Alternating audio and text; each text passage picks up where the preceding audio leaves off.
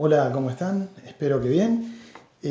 Hoy vamos a hacer hincapié sobre todo en el capítulo uno de los capítulos de Mitos Clasificados 1, que ustedes ya leyeron, el que se llama La cólera de Aquiles, y que pertenece a esa saga de 4 capítulos que corresponden a la guerra de Troya, ¿sí?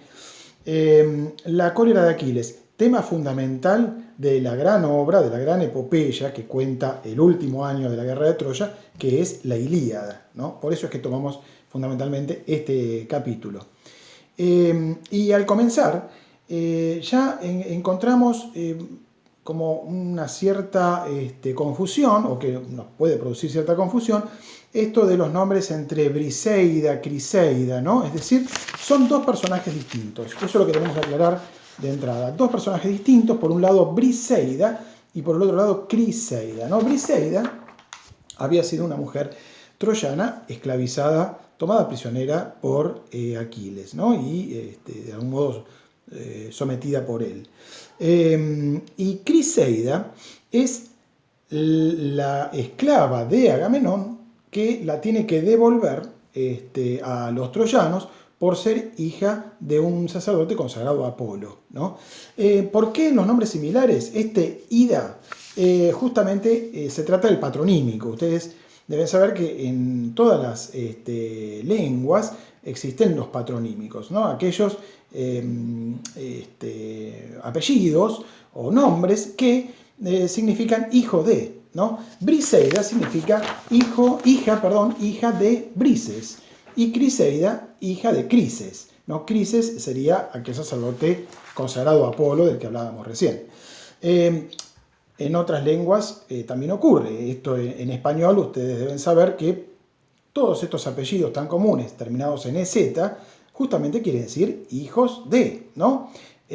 Rodríguez, hijo o hija de Rodrigo, ¿no? González, hija o hijo de Gonzalo, y así, ¿no? Ramírez de Ramiro, y así sucesivamente. Pérez de Pedro, López de Lobo, y así sucesivamente. ¿Por qué surgieron estos apellidos? Estos en realidad que al principio eran parte del nombre, ¿no? ¿Por qué? Porque obviamente cómo hacían en las aldeas primitivas para poder distinguir si había dos Fernandos, por ejemplo.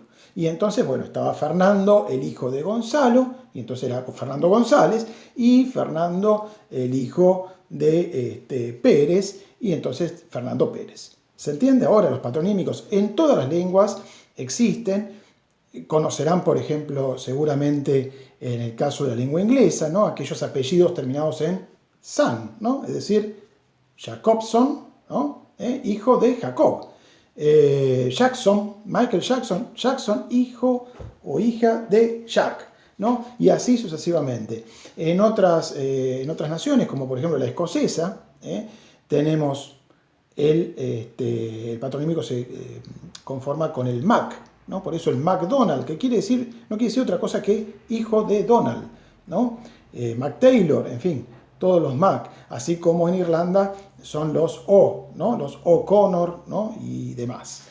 En Rusia, por ejemplo, que es muy interesante el caso ruso, tenemos la terminación Ovich y la terminación Ova, ¿no? Es decir, por eso, pero que va a depender no del padre, de donde viene, sino del género, si es masculino o femenino, del hijo o hija. Es decir, si es hijo,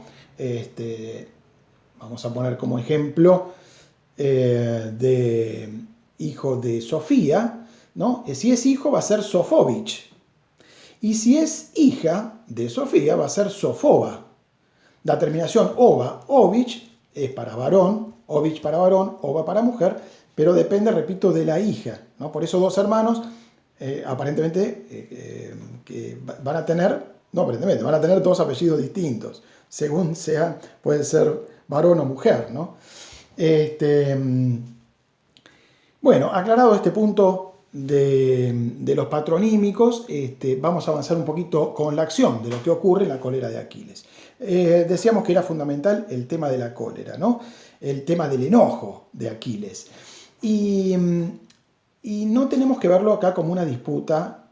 En el texto aparece como muy pueril, ¿no? Como casi infantil la pelea, como si estuvieran disputando un chupetín Aquiles y Agamenón.